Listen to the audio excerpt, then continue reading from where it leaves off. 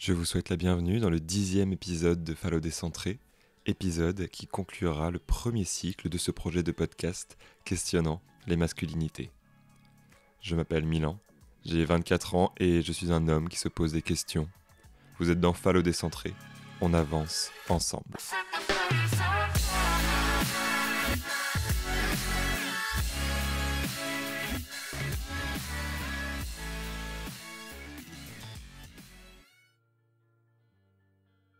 Cela fait maintenant 9 épisodes de ce podcast que nous questionnons les thématiques qui cristallisent à mon sens les enjeux des masculinités toxiques.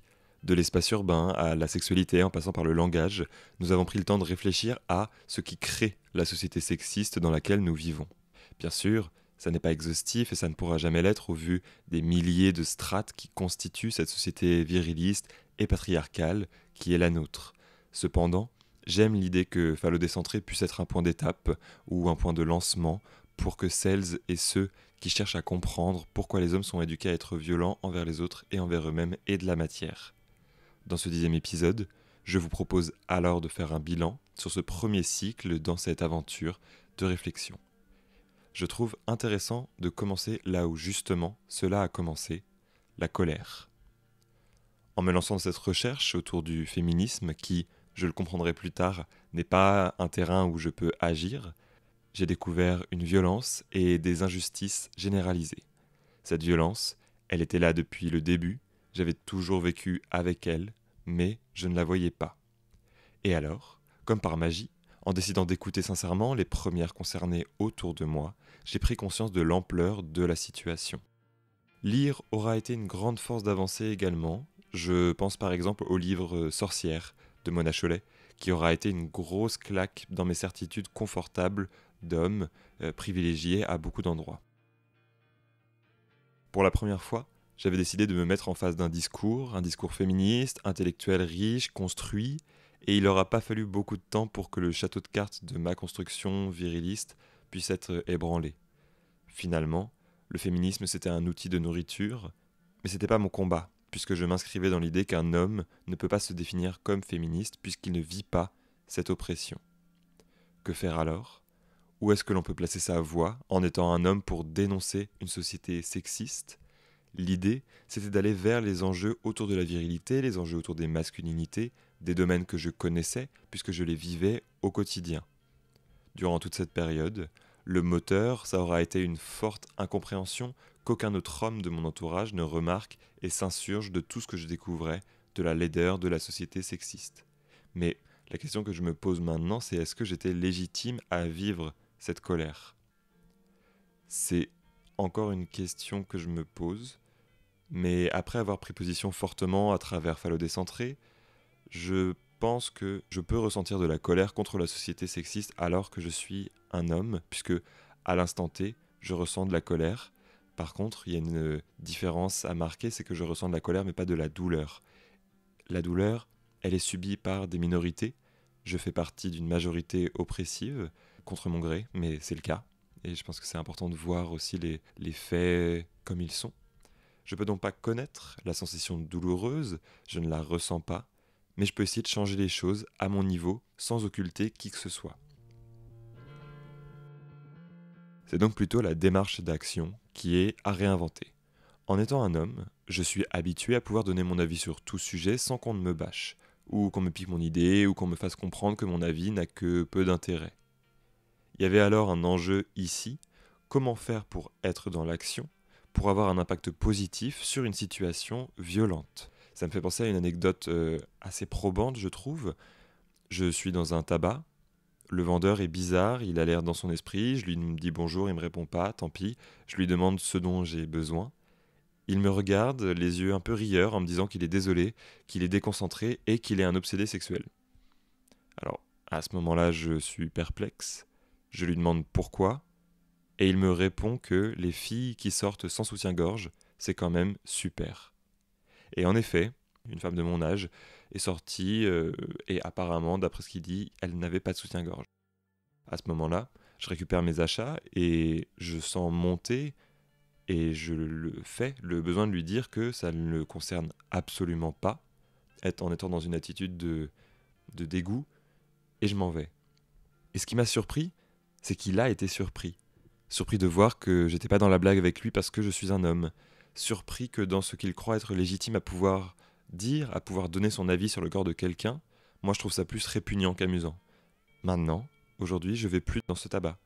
C'est un petit acte militant, mais c'est un acte quand même. Ce qui me questionne, c'est d'avoir senti toute la lourdeur que ça a pu me demander de lui dire ça avant de partir, tout le poids de la construction normalisée du sexisme, et puis la construction d'homme à homme où on est une bande, on est un boys club généralisé.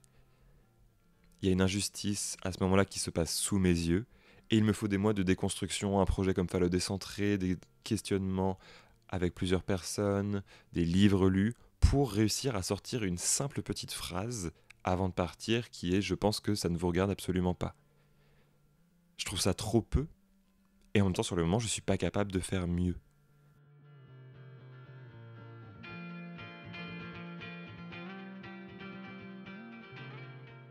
Pour encore améliorer ce rapport à la gestion des violences, je pense que justement la première étape c'est l'écoute.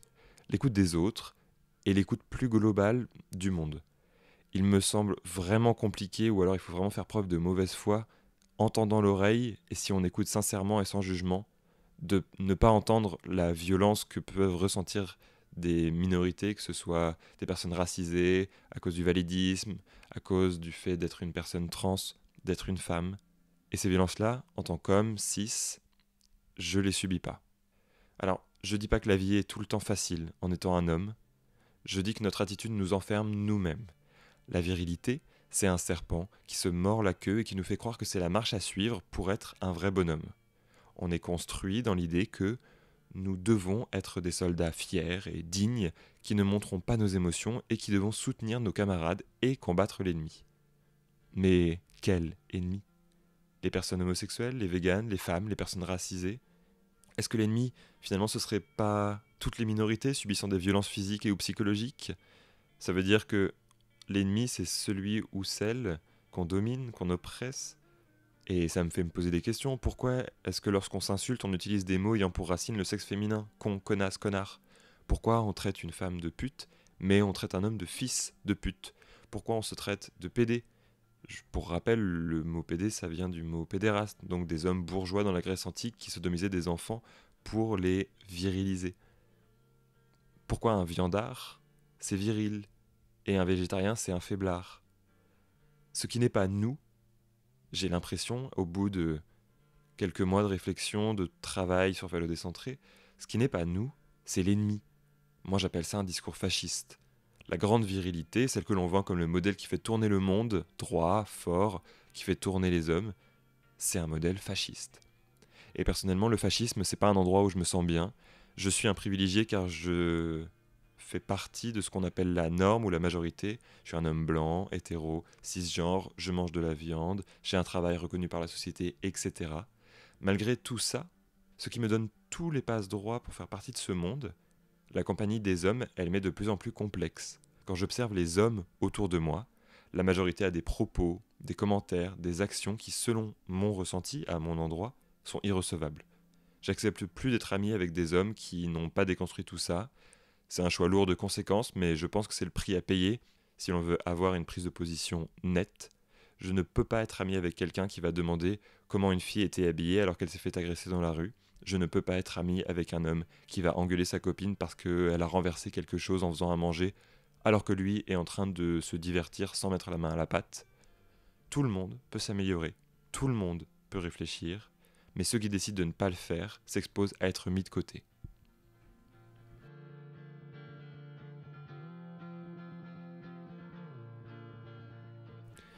C'est là où je trouve intéressant de parler de liberté. Plus j'avance dans ce chemin de déconstruction de la virilité, et plus je me sens libre. Avancer dans ces réflexions, c'est très prenant en termes d'énergie, que cela soit dans la remise en question des habitudes, des comportements. En même temps, c'est très prenant, mais c'est à remettre en parallèle avec le fait que je ne subis pas de violence, que je peux me balader dans la rue sans avoir peur, que je peux postuler à n'importe quel job sans avoir à me demander si je vais avoir à prouver ma légitimité à un moment, parce que ma légitimité elle est construite de base avec le fait que je suis un homme. Tout ça pour dire que cette dépense d'énergie, elle est récompensée par une liberté qui me fait beaucoup de bien. Je n'ai plus à suivre les règles du monde viril, je peux être qui je suis, sans avoir peur de ce que les autres attendent de moi. Cela m'offre la possibilité d'aimer des choses que la norme définit comme cool ou justement normales, tout en aimant des choses que la norme viriliste n'accepterait pas du tout. C'est à cet endroit précisément que se place la liberté créée en déconstruisant les masculinités toxiques. Je fais ce que je veux, dans la limite où je ne fais de mal à personne. Je suis qui je ne suis plus la personne que la société attend de moi, et pourtant, je fais encore totalement partie du monde. Je pense qu'il peut y avoir une peur en déconstruisant cette virilité, de croire que ça nous fait sortir du monde, qu'on va devenir étrange. Si ça peut rassurer des hommes qui pourraient avoir peur que leurs testicules tombent en commençant à casser les codes sexistes, tout va bien se passer, vraiment. On est éduqué en tant qu'homme à être dans la norme, ou alors à être étranger. C'est le fruit d'un monde basé sur une conception binaire qui est universelle, fort, faible, mou, dur, homme, femme, etc. Mais je suis, alors que je mène ce chemin de réflexion, encore un fruit de la société. J'achète des vêtements considérés comme des vêtements d'hommes, je lis des mangas, je traîne sur YouTube, je lis plein de BD, je bois des verres avec des amis, j'ai un travail dans une équipe où je suis accepté et apprécié par tout le monde. Je suis un fruit de la société et en même temps, je refuse certaines normes que cette société veut que je suive, puisqu'elles sont violentes pour les autres, et que je trouve ça violent pour moi. C'est là où je décide de ne pas user de mes privilèges, c'est à cet instant précis où je suis acteur d'un truc qui s'appelle le vivre ensemble, je suis libre de faire ce que je veux, dans la limite de la liberté des autres, et pourtant, pendant tout ce temps-là, je fais partie du monde. Je suis donc plus libre au quotidien, en tout cas je me sens libéré de ces injonctions genrées, masculines, mais la question c'est comment faire pour que autour de soi on puisse essayer de transmettre cette nécessité de renverser la vapeur des violences sexistes et normalisées infligées majoritairement, je le rappelle, par les hommes. Eh bien on trouve des techniques. Je pense à un moment où une collègue passe avec son nouveau-né là où je travaille. Je passe 1 heure à discuter avec elle et d'autres femmes autour de ce bébé, de comment la maman se porte, de l'accouchement par césarienne. Et au bout d'1 heure, ma chef dit tout haut que c'est fou le pouvoir d'attraction des enfants et se retourne vers moi, surprise en me disant mais toi aussi d'ailleurs. Sous-entendu, tu es un homme et tu es resté 1 heure à parler bébé et parentalité. À ce moment-là, elle me tend une perche magnifique pour lui dire que oui, les hommes aussi peuvent être intéressés par la parentalité, et j'aurai cette phrase, l'idée que les hommes ne puissent pas s'intéresser à la parentalité, ça c'est le vieux monde. Et je trouve ça intéressant de créer une scission entre vieux monde et nouveau monde.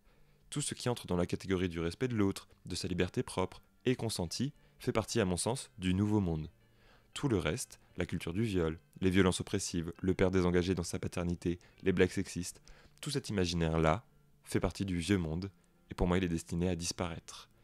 Et c'est à mon sens une bonne technique pour dire à son interlocuteur que c'est vraiment désuet d'avoir ce genre de remarques.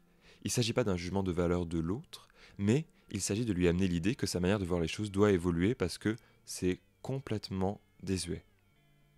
C'est un peu comme de dire à quelqu'un que l'eau courante, c'est vraiment quelque chose complètement moderne et qui finalement est plutôt bizarre et qui ne sert pas à grand chose. Non, l'eau courante, c'est quelque chose qui sert extrêmement fort au quotidien. C'est exactement pareil avec la déconstruction des masculinités toxiques. On peut s'en passer, mais on vit quand même beaucoup, beaucoup mieux avec.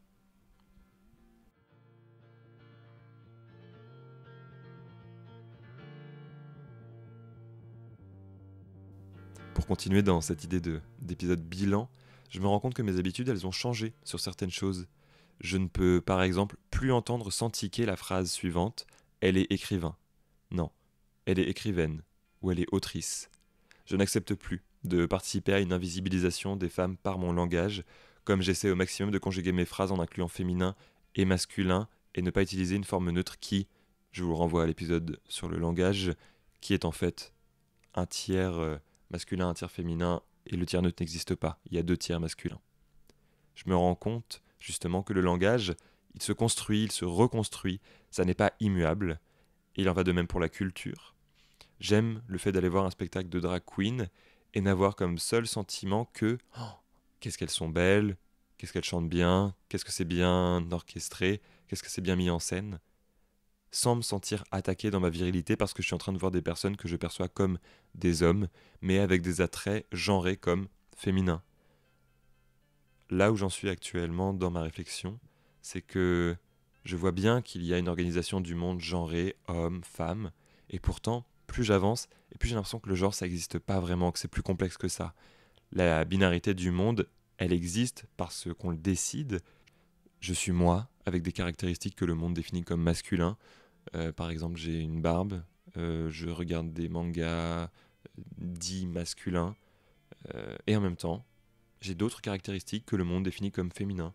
J'ai 2 bagues à la main droite, j'ai les oreilles percées, hmm, j'ai un rapport à mes émotions, à ma sensibilité que je ne cache pas.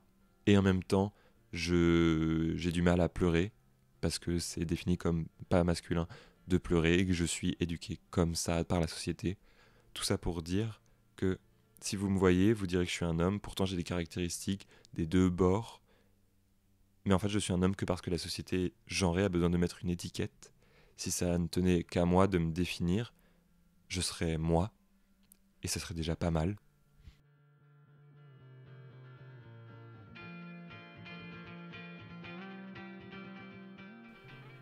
Pour conclure cet épisode bilan, je me rends bien compte que la virilité, c'est un poison. On s'en rend compte lorsqu'on se renseigne, que l'on croise des lectures avec un parcours de vie d'hommes, ce qui plus est cis et hétéro. C'est très compliqué à faire comprendre puisqu'on est éduqué à être viril sans le remettre en question, c'est ce qu'on attend des garçons, d'avoir une attitude virile.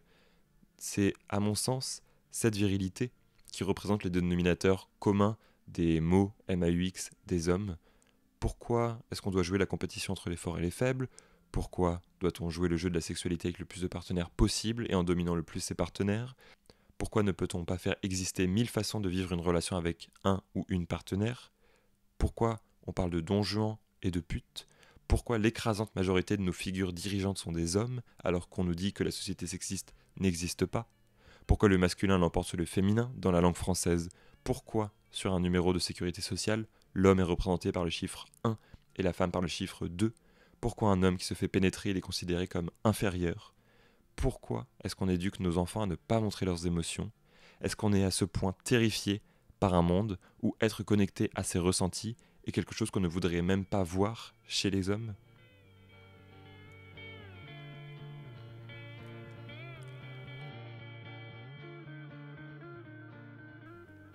Je vous remercie d'avoir écouté le 10e épisode de Fallout Décentré. Ici se conclut le dernier épisode du premier cycle de ce projet. Je vous invite à écouter les autres épisodes si ce n'est pas déjà fait. On se retrouve pour un deuxième cycle orienté et composé autour d'échanges et de discussions. Après avoir réfléchi avec moi-même, après avoir beaucoup raconté qui je suis, on va voir ce que les autres ont à dire sur cette remise en question des masculinités toxiques. Je vous invite à partager autour de vous ce podcast, à vous abonner sur Instagram pour avoir toutes les informations et à consulter les ressources qui sont disponibles en bio sur Instagram ou via le site Pearl Trees pour nourrir en autonomie cette réflexion. Pour finir, prenez soin de vous, tout va bien se passer. Salut!